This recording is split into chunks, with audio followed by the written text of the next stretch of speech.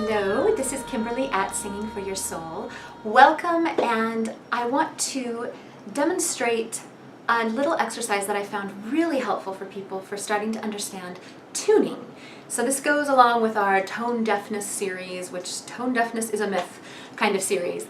And, well, it's not actually a myth, it does kind of exist, but not in very many people.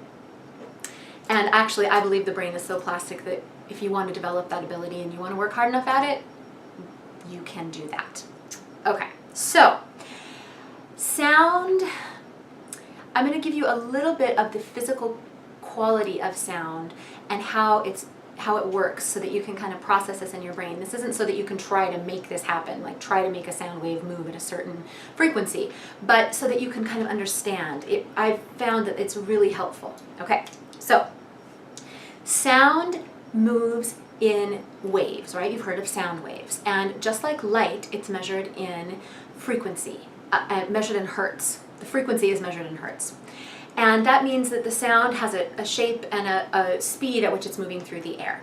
And a really cool thing that happens in the studio is that when people start to make really efficient sound that really moves through the air with a meaning and a purpose, the instruments in the room start to vibrate.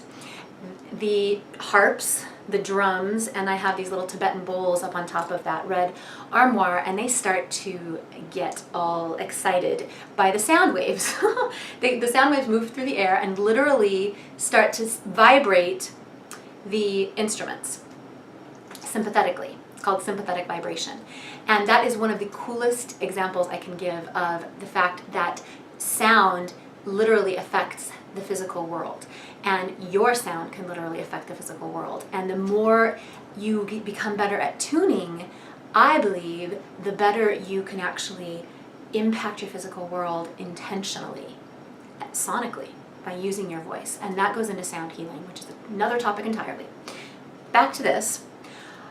Those sound waves have a speed that they're moving. They're not all at the same speed, right? So if I'm trying to match a pitch and I'm close to the pitch but I'm not in tune with it, what that means is we have two sound waves moving at very similar speeds through the air, but because they're so close, they start to fight in the air. They start to bump into each other as they're moving through the air, and it creates this beating sound. And it can be a really cool sound when it's used intentionally. But when it's not being used intentionally and you're just out of tune, that's what gives it that sound, that it doesn't sound like it matches, okay?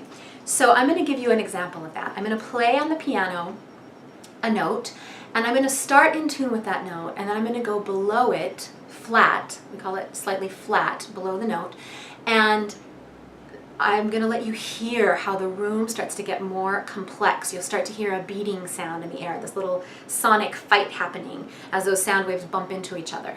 And then I'm going to come back in tune, and you're going to hear how my voice almost gets sucked right back into tune, and it's like I just came home and everything just whoop, simplifies, okay? Then I'm going to do it again, and I'm going to go sharp of the note, which is slightly above the note, and then I'm going to come, you'll hear that complexity of the sound waves fighting again in the air, and then I will come back into tune with it and you'll hear it simplify again, okay? So here we go. So right now here's this note and I'm pretty much in tune.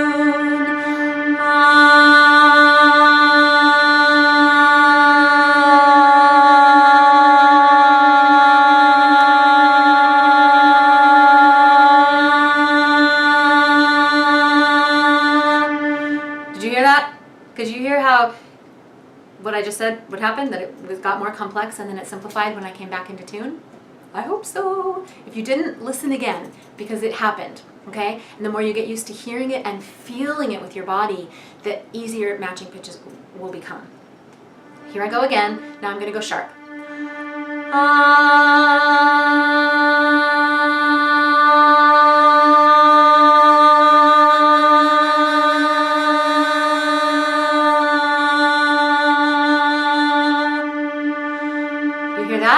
Hear how it just was like, oh man, release. Tension and release. Tension and release. Music's all about that.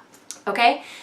I hope that's helpful. Listen to it a few times and then I keep recommending getting a keyboard, a little keyboard. You can even get, they have little tiny keyboards. They even have them that you can hook into your computer, and they're not very expensive. So get something that you can start playing with, and even if you don't think you know what you're doing, just get in there and get your hands in the sandbox and start playing around with it and seeing what you notice. You will start to notice things, okay? Have a good time with that, and I will talk to you soon. Bye-bye!